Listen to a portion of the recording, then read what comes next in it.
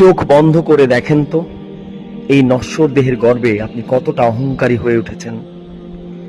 প্রিয় ভাই ও বোনেরা, মৃত্যুর পর মাটির নিচে আপনার শরীরের ভাজে ভাজে খাজে খাজে এই পোকামাকড় কামড়িয়ে নৈশভোজ করবে।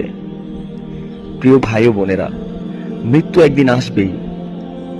মৃত্যু কোনো শেষ নয়, মৃত্যু বরং চিরস্থায়ী জীবনের সূচনা মাত্র।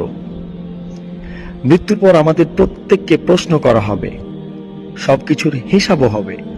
আমাদের কর্মফল দিয়ে কঠিন আযাবও হয়তোবা হবে।